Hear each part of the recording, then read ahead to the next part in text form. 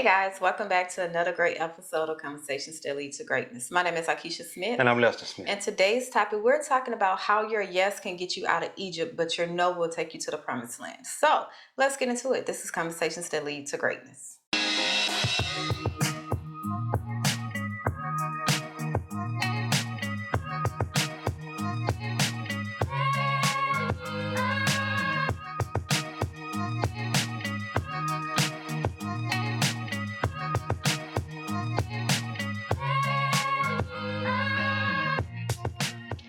All right, guys. So we're talking about the topic of yes will get you out of Egypt, but your no will take you to the promised land. Mm-hmm. So many of you may heard the story of, how God delivered the children of Israel out of the life of Israelites out of the life of bondage, slavery, oppression, and all that, which was also known as captivity, right? Mm-hmm. So a lot of times we don't get to the straight point of what that yes mean in order for God to do what he do, in order for God to deliver them out of that bondage, out of that sin, out of that slavery and their oppression.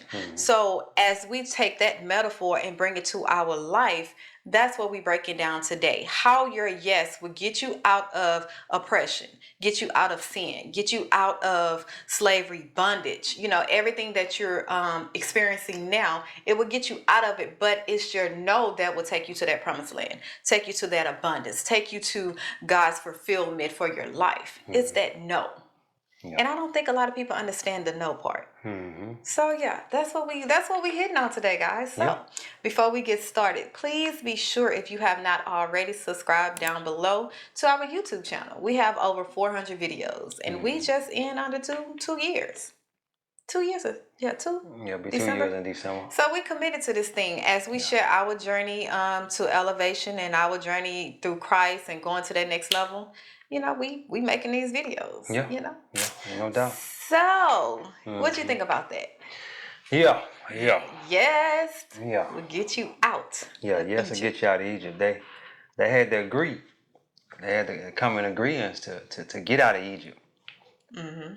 But they didn't say no to a lot of things. That kept them from a promised land. Yeah, kept them from the promised land.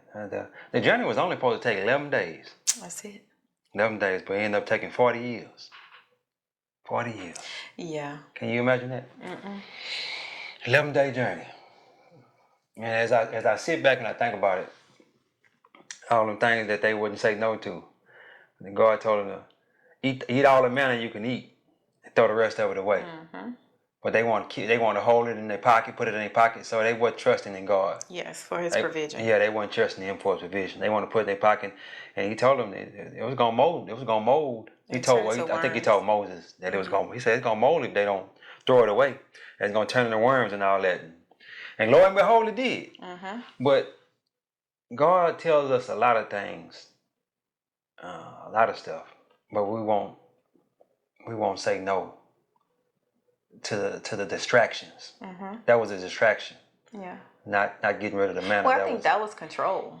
Yeah. In a sense of control too. Yeah, they didn't want to let go of control for their life or their will. So they're like, okay, God, I'm gonna trust you, and that's what we do in life. Yeah. Okay, God, I'm gonna trust you this much, but just in case you don't come through, I'm gonna have a plan B and C in my pocket. You see what I'm saying? Yeah. So is that really trust? No, it ain't. Is it really trust? But that's what we do God on a daily basis. Yeah.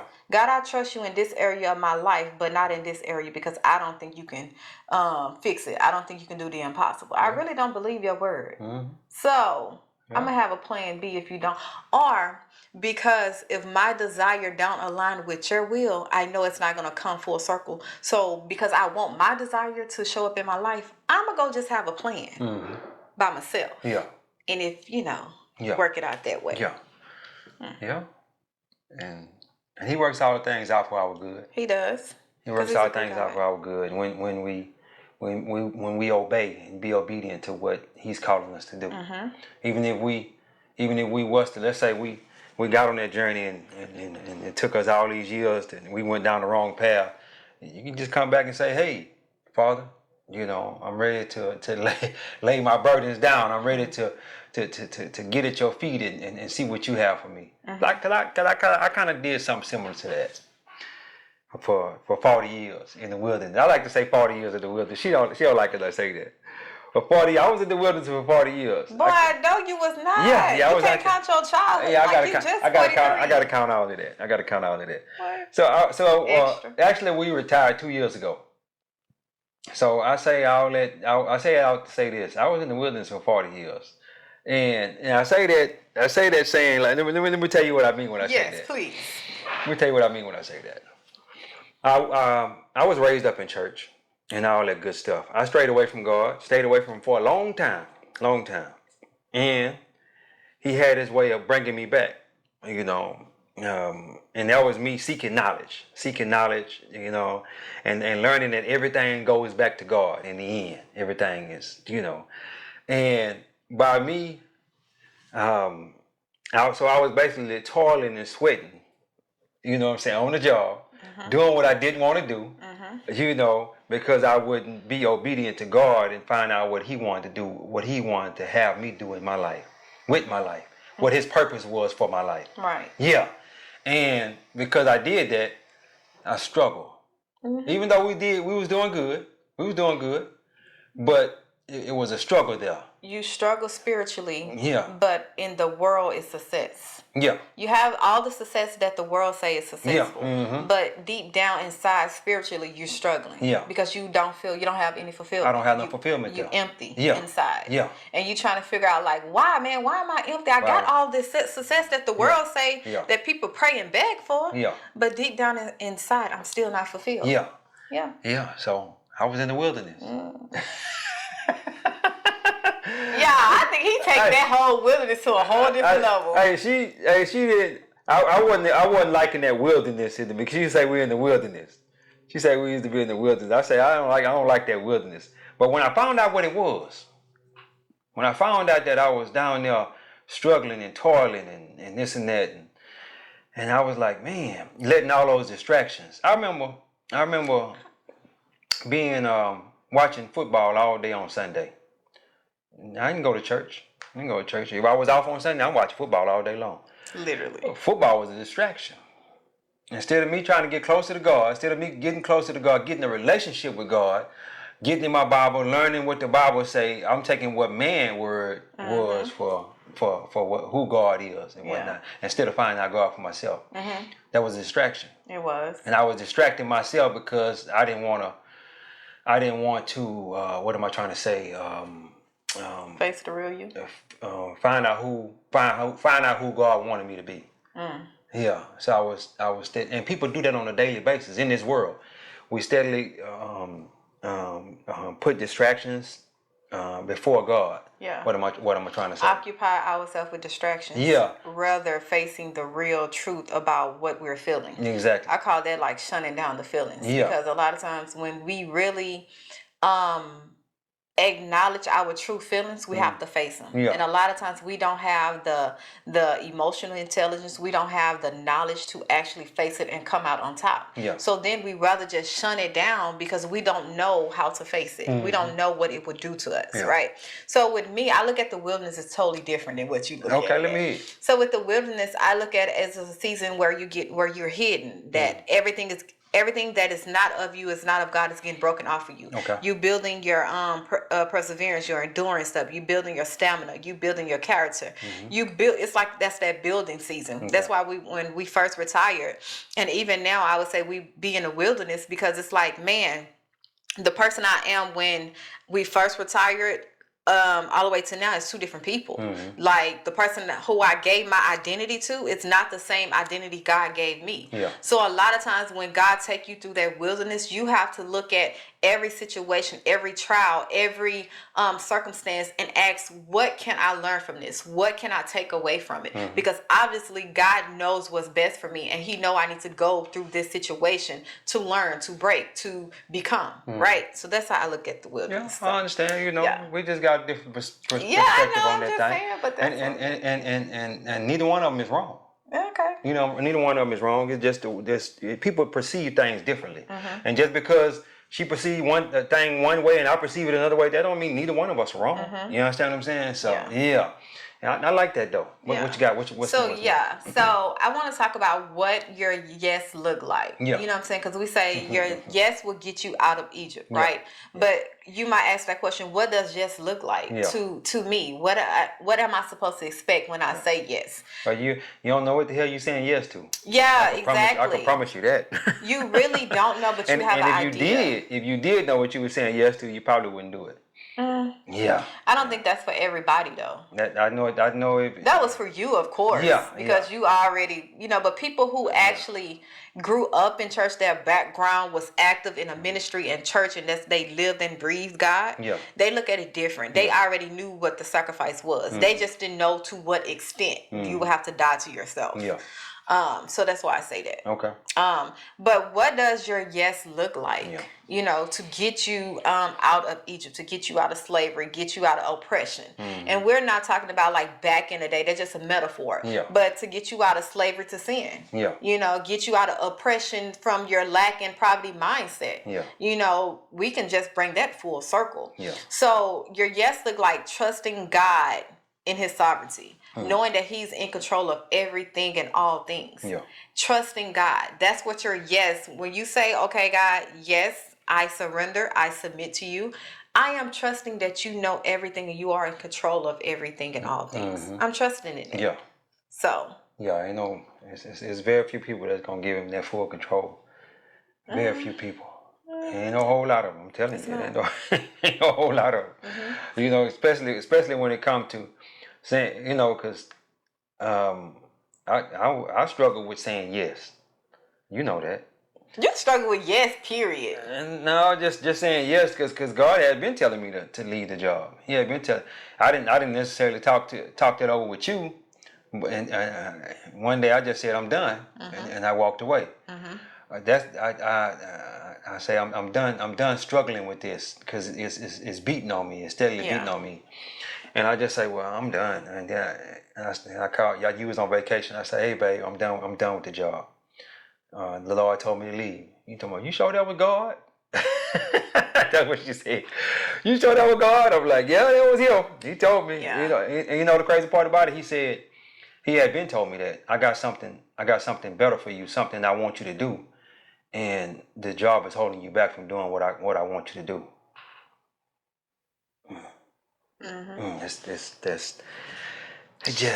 Because it's like that's part of your yes. God is in control and you trusting in that. And it's crazy because it's like God, what I think is better, what I think I want, the desires that I set for myself or the standard of life that I want is 20 times better than that. Yeah. It's better than what we can even imagine or think. Yeah. The promised land is the promised land. So it just milk and honey. Yeah, just imagine just like for a second, take a moment to imagine your dream life, right? What you just hoping one day you reach that standard or that reach that goal. Think of that. Yeah. God has 10 plus times better than that. Yeah. You see what I'm saying? Probably more than that. It's just putting the. We don't know. Yeah, it's better than that. Yeah. Yeah. So it's like, God, am I going to trust you? Am I going to let go of my control of what I think my life should be, the decision making, and let you pick up the control? Yeah. That's what your yes look like. Trusting in Him. Yeah. Obeying His word. Obedience. Yeah. Your yes mean obedience to His commandments, to His teachings. Like a lot of times we always go back to the commandments, like the 10 commandments, and we think that's just the law. That's the only thing we have to obey. Yeah. But even in the Old Testament, He have different commands and different teachings that tell us how to live, what to do and what we shouldn't do as followers or disciples of Christ. Like, period. Yeah. So just obeying His word, obeying what the Bible tells us how to live. Yeah. And we don't have to understand it. A lot of times as disciples, I start saying disciples of Christ because, Christianity is so watered down now. That's what I'm saying, disciples. But as disciples of Christ, we're not to understand God, right? It says in this Bible that we would never conceive the mind of God. Yeah. Ever. Yeah. Our brain can't even imagine it. Okay. Mm-hmm. The best thing for us to do is just get in alignment with Him. Get in alignment. Get in alignment with Him and see what His will is for our life. Yes. Yeah. Yes. We'll never fathom the full scope of everything. Because me and her is having revelations on a daily basis. They'd be like, okay, this is why the Lord did this here. And we still don't know exactly why He did it. Well, we can kind of, talk amongst each other and say, well, maybe this is why He did this. Yeah. And we can see it as it opened up full circle and be like, okay, well, that's why He did that. I was wondering why that was going on, or why this was going on, or why I was getting attacked over here and this and that. Yeah. It's like, man. Yeah, everything is spiritual. Yeah. If you go from that aspect where everything is spiritual and stop trying to live in the world, and fight in the physical, you will understand a lot of things that God is doing in your life. You will really understand it in a sense, and you will know how to fight against it. You see what I'm saying? Yeah. Your yes also look like seeking His guidance on everything. Yeah. Through prayer, meditation, through listening.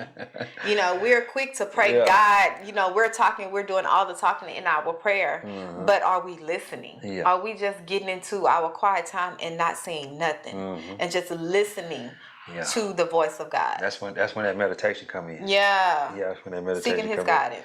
And you need to pray to God, petition God, and also thank God. Continuously thank God. Thank Him for those things that you want. Just keep continuously thanking Him, as long as it aligns with His will. Yeah. You understand what I'm saying? And meditate. Sit there and meditate. Just sit there and sit in quietness and listen for God to tell you. And God will speak to you. He'll speak to you and tell you what He wants you to do and this and that there. But you got to continuously keep doing it. Yeah, I ain't saying do it once a week. I'm doing it 7 days a week. 7 days a week is, if I don't do that, I don't feel right. It become a lifestyle. Yeah, I don't feel right if I don't do it. Yeah. You understand what I'm saying? So, as you keep doing that, He gonna keep he don't never just lay it all out, but He just give you a little bit here, a little bit there, a little bit here, a little bit there, and He just keep as it keeps adding up. God, give me a video to watch today on YouTube. I'm asking Him all kind of stuff like that. Lord, what we eating today? Yes. Lord, what you want me to do today? You want me to go over there to this car show and minister to these young men and whatnot? Okay, I'm on the way over. I'm on the way doing that. And you got to open up your life. You know what I realized too? That you can't do that. You can't do that working for somebody else. Because God might say, I need you to go over here. I need you to go over there. How you going to do that if you know? Well, I think He gives certain people that calling. Yeah. That calling of that type of freedom. Yeah. Because everybody can't. Because I've definitely been going through that lately. And I'm trying to figure out how in the heck would I had a job where I had to go to the job and work. Yeah. If I'm constantly listening for God to tell me what to do and where to go and this and that. That's why He took you away from that, because that was part of your assignment. Exactly. Everybody does not have the same assignment, but the ones who do, He put us in a place where we have freedom. Yeah. And it's not the freedom where we just like the world think, oh, you're free, you can go do this, you can go do that. No, our freedom comes with obedience. Yeah. We're literally sitting there seeking God and waiting on Him to tell us what to do, so we can do that. Yeah. And when we do that, we have the freedom to do it. So now we don't have an excuse not to do it. Yeah. So it's just part of the assignment. Yeah. I'm loving it though. It's peace. Because it's peace there. She'll tell you we the most peaceful we ever been. Every now and then we're getting a little funk between us and whatnot, but we know what that is too. We need to go tighten each other up. Tighten each other up and get back to our peaceful state. You know what I'm saying? And let me tell you something. Oh my God! I want you guys to read 1 Corinthians 7. Read 1 Corinthians 7, what Paul says about marriage. And just read the whole thing. You would know that one, huh? 1 through 16. 1 through 16. Read what Paul says about marriage, man. Yeah, he say yeah. Y'all need to come together, take care of each other, and go back to talking to the Lord. You know what I'm saying? But you got to definitely. What you looking like that for? I already know you know that. No, you don't need to. I already know what verse you talking about. No, I'm talking about the whole thing. They gotta read from 1 through 16. But the verse you talking about tighten each other up. I know. Take care of each other. You gotta take care of each other. So Satan won't have a foothold on your marriage. Right? Yes. Yeah, praise the Lord. Now, what else your yes looks like, okay? Would look like when you trying to get out of Egypt, right? Is humility. Yeah. Like just having a deep reverence, or like you understand that your dependency is on God, nothing else. He is your ultimate source. Like you really realize that God, if I can't do it, if you can't do it, it can't be done. If you don't make a way, it can't be done. It's not me no more. It's not even outside influence. It's you.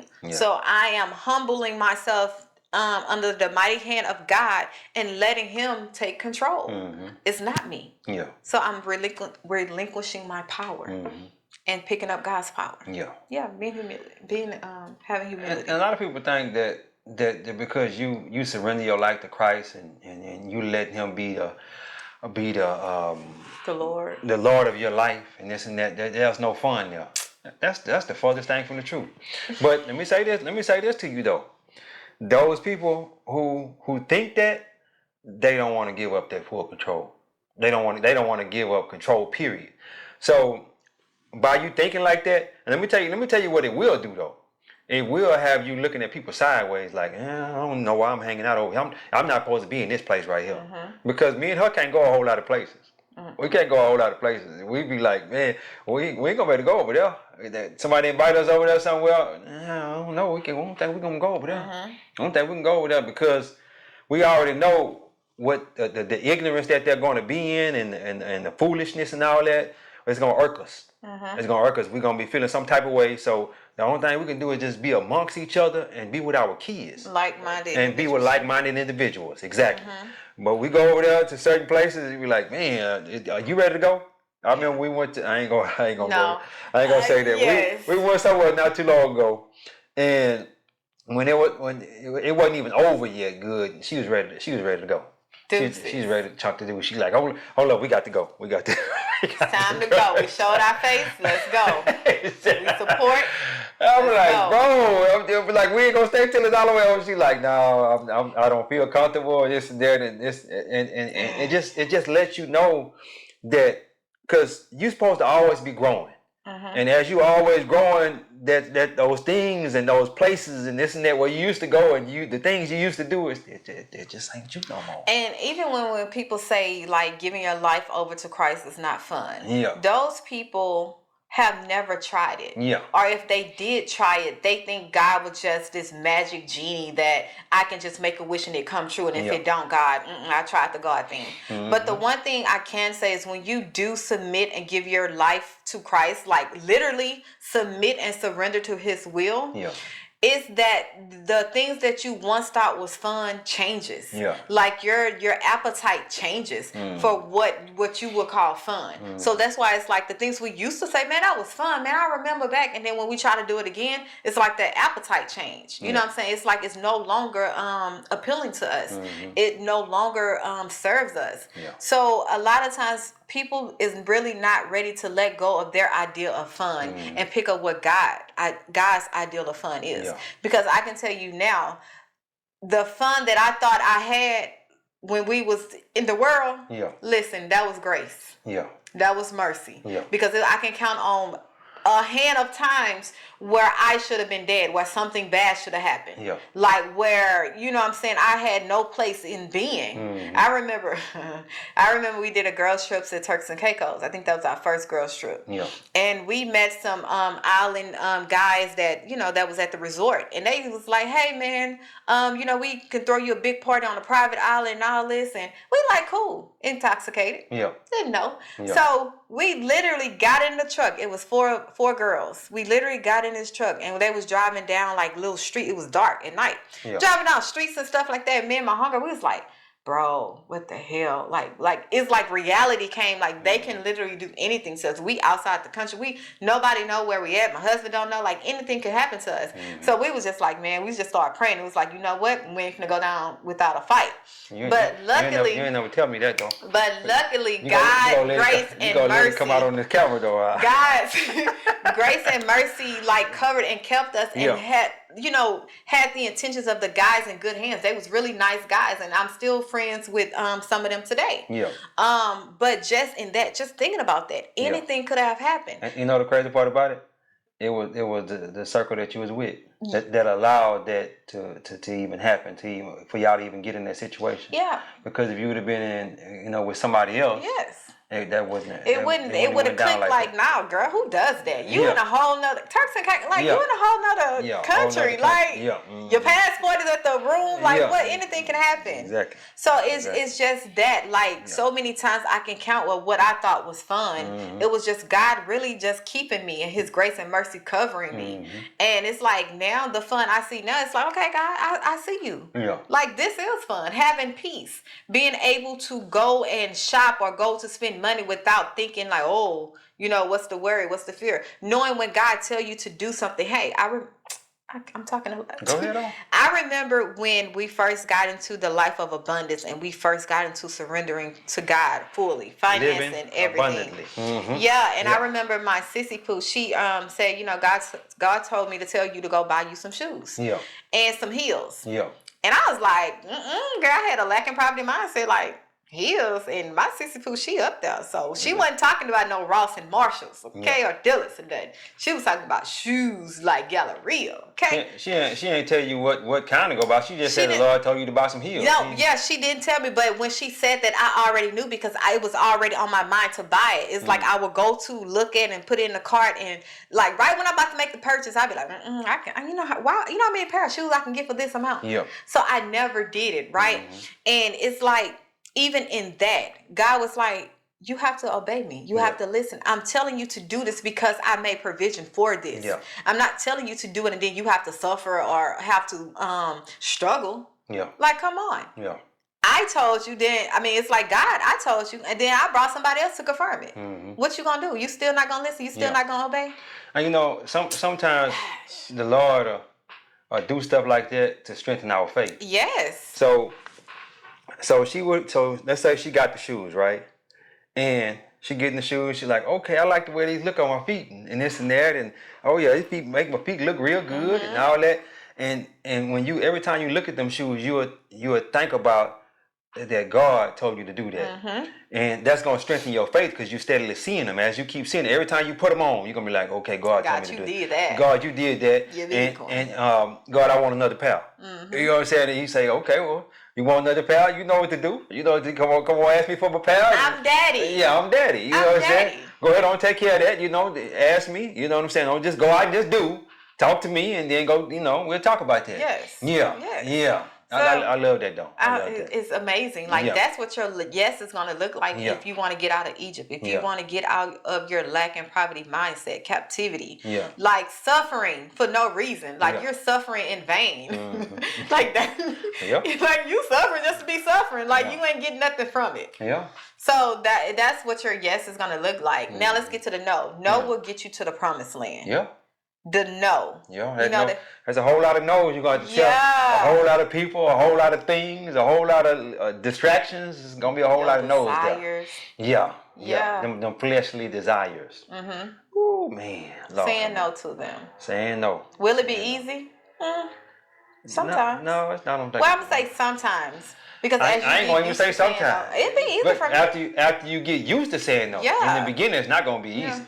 It's going to be hard in the beginning. Mm-hmm. Yeah. And a lot of people ain't never told themselves no. Yeah. Or never told nobody else no. Or never told the distraction no. Yeah. So, man. to do the opposite of what's the norm. Exactly. Because when we first, like I say, when we retired and whatnot, it was a whole lot of no's there. No, we can't go do this. No, we can't go do that. Life changed. Yeah, everything changed. No, we need to sit down. No, we need to get in our Bible. No, you know what I'm saying? No to the football games. No to the basketball games. Let's get in the Bible. Let's learn some things. This and that. Seek ye first the kingdom of God and all His righteousness, and all these things will be added unto you. So there was a time when you need to just be seeking God, continuously seeking God. The thing is gonna come. The thing's gonna come, but you got, oh man. It comes with you seeking. Yeah. It literally can't come unless you seek it. Yeah. Like you have to seek out the God's heart. Yeah. To know what to even pray for, because at the end of the day, if your desire and your will does not align with God's, it's not going to come into the physical realm. Like, that's why I say, if you look at everything spiritual, you'll understand that in the spiritual realm, it's already yours. Yeah. Like, the victory is already yours. The healing is already yours. The abundance, the happiness, joy, like all of that is already yours. It just have to align with the physical in the perfect timing of God. Yeah. But if you praying for something that's not in the spirit, is not in the desire of the will of God, it ain't gonna come. Yeah. And then people get mad and be like, well, God didn't do this, God didn't. No, God did what he said he was gonna do. You know, he can't go back on his word. Yeah. So his word will come to pass. Well, those things just be sitting there waiting. Yeah, on those until things that you he have get for in you, alignment. but you're not in alignment. And what do we mean by not being in alignment? Your heart and your mind ain't in the right place.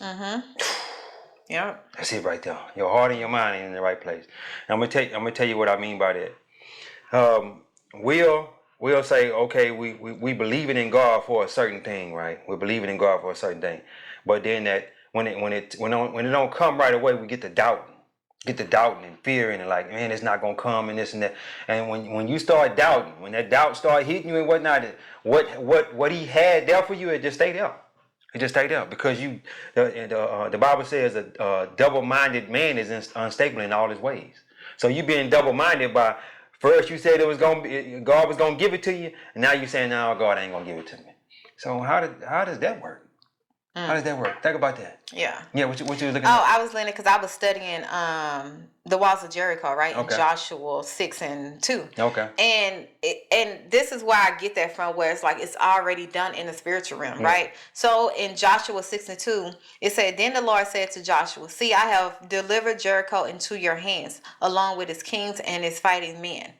See, meaning he took the scale or took the things that was covering his eyes so he couldn't see it, you know, in the spirit realm. He removed that and he said, see, look into the spiritual realm. Get out the physical, get out your flesh. I need you to look into the spiritual realm and see that I have already won. I have already gave the victory to you. And in order for you to even comprehend that, you have to know everything is spiritual. And because everything is spiritual and it's already yours, God did his part. You have to do your part and get in alignment with God in order for it to be down here on earth.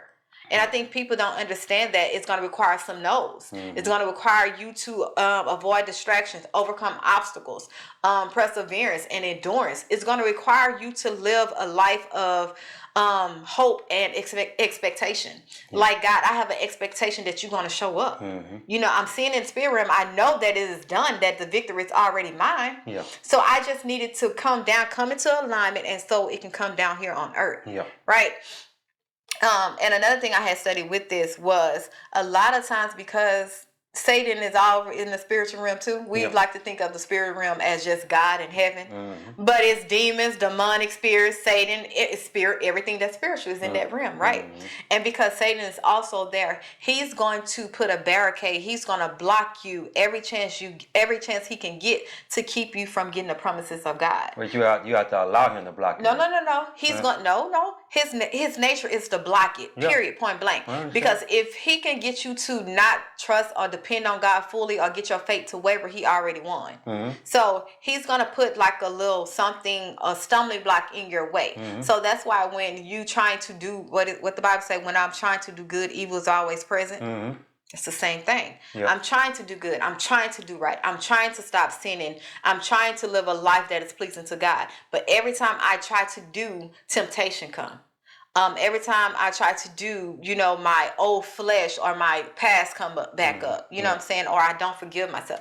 All these negative things come up to stop you. But you have to allow that to happen, though. True, you have to allow it. You as a person have to allow that. If you don't allow that, then it can't block you from your blessing. Right. But it's even in the allowance, it's still not to say that it's not there. Yeah, it's still there. Yeah, you have some people that will go over it. You will step over that barricade, step over that block. But you got some people that get right to that point, and then Satan will just stop them right there.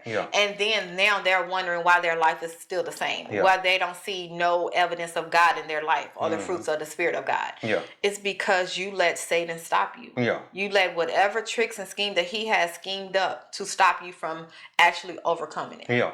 I remember recently I was supposed to go have a meeting with a guy because we want to open a senior living community, right? So I had a meeting with a guy who already has a senior living community. I was going to have a meeting that day. And that morning, an old coworker hit me up that morning and went to talking crazy to me. And this while we working out at the gym. Yeah, while we working out at the gym, he went talking crazy to me and this and that, talking about, why you left the job and this and that, and you left because, you was on drugs and all that. On drugs? Drugs ain't never been associated with my name. so how you come up with that? But later on that day, me and my wife was talking, and we said that was Satan. That was Satan trying to block it, And I'm trying to figure out how Satan felt like that was gonna work, because this is all I've been thinking about for the last 2 weeks. Because we had planned a meeting 2 weeks before, so this is all I've been thinking about for the last 2 weeks. How did he feel like that was gonna stop me from going to this meeting? He's not all knowing. Yeah, he's not. And he tried it. He tried it that day. I tried. And I just kept, just kept hitting him with the word. I'm like, okay, well, we finna block this and we're gonna go on to the meeting. You know what I'm saying? And enjoy this meeting and see what the guy. And the meeting was a great meeting. Yeah. Great meeting. So that just give you an idea of how Satan blocks what God is doing in your life and what God has for you.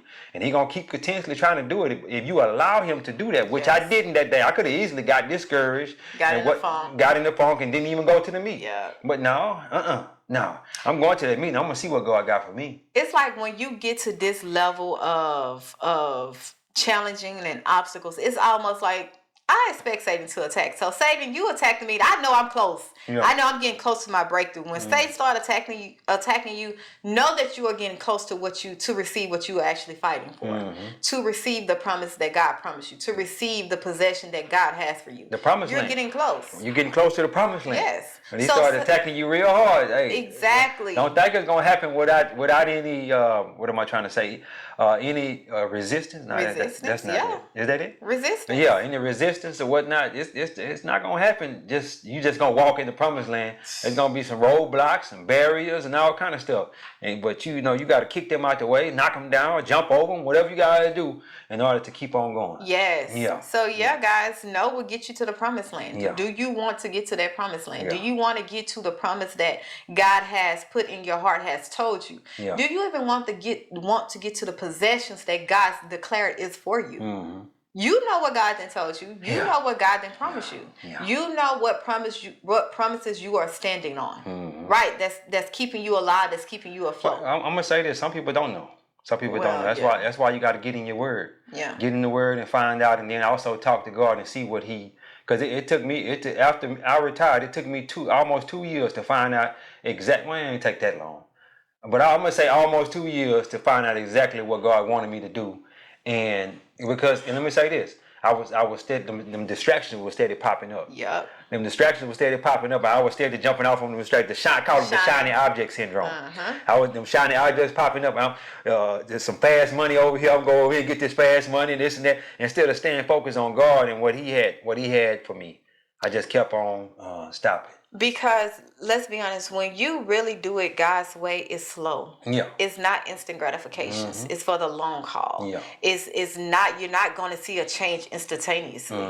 So that's why it's so easy to back. Man, let me just hop up here. Man, let me just see. It's easy to just take your eyes off of God. Yeah. Because it's not what you're used to. You're not used to slowness. You're not used to depending on somebody. You're not used to even asking for direction or guidance from somebody else, let alone God. Yeah. So you're not used to that. Yeah. So it caused you to become a different person. That's why we always say be, do, have. Yeah. You got to be, become who you need to become to do what you need to do to have what you need to have, what you want to have. Like that? Be, do, have. Yeah. You have to be. She been saying this so long, she should know this by heart. I know, she still had to kind of think about it what that. Yeah, because we always say that though. And you got to look at the distractions like you in the car with 3 friends and you going from California to New York, and along the way, this friend need to stop over here, this friend need to stop over there. Don't even let them friends get in the car with you. Just don't even let him get in the car with you because you're gonna have to stop him off in Atlanta, you got to stop him off in Ohio, you got to stop him off in Georgia, whatever. And what journey would have took you a week, it ended up taking you 5 months or however long. You got to think about it like that. You got to get on this journey by yourself and go. If you got a spouse, then cool. You know what I'm saying? Y'all go on that journey together, but keep them friends out the car. Them distractions. Don't let them distractions get up in there, man. They are. Yeah, we're gonna close this thing out because I had a whole nother thing. But yeah. Keep it going. No. You don't want to keep it going? So even in that, because a lot of times we are so what is it called? When they are entitled. Yeah. We are some entitled individuals. We feel that just because we have surrender and have salvation in Christ, that we're entitled to the promises. And that's not how that's not how God works. Okay, it might be how Christianity say it works, but that's not how God works. God put his promise out there as a universal law, right? Yeah. It is up to you to grab hold to it and believe it. And that's why I say faith without works is dead, right? Yeah. You can have faith, but if you don't take action on those promises to grab hold to them, they're just promises out in the atmosphere. Yeah. So, a lot of times we have to look and see, man, am I being entitled where it's stopping me from actually grabbing hold? Am I putting up a facade or front that if I'm just going to church on Sunday and I'm just this Christian? No, Christianity is not just about church. Yeah. Not Christianity. Being a disciple of Christ is not just about church. It's about your relationship with him, having a close-knit relationship where you come to him as a father. You know what I'm saying? Yeah. So don't think you just entitled just because you called on his name. Yeah. Or because you just go to church. Yeah. You're not entitled to those promises. Well, some people just pray and expect whatever they praying for just to come to them. Entitled. They pray and they don't move their feet. And I'm gonna tell you what I mean when I say that. Let's say I'm praying to the Lord and asking for a wife, right? But I'm never taking off. I'm always just going to work and I'm coming home and this and that. Where is my wife is out there somewhere where I need to go outside and see where she is. So I need to pray to the Lord to send me a wife and move my feet in the direction of where people at so I can go find my wife. Not even that. You have not even become a husband. You praying for something that you have not became. Yeah. You praying for a wife, but you have not yet became a husband. Yeah. And you need to explain. You need to explain that. You're gonna say that. And because God loved us so much, even before we was even here, God loved us, right?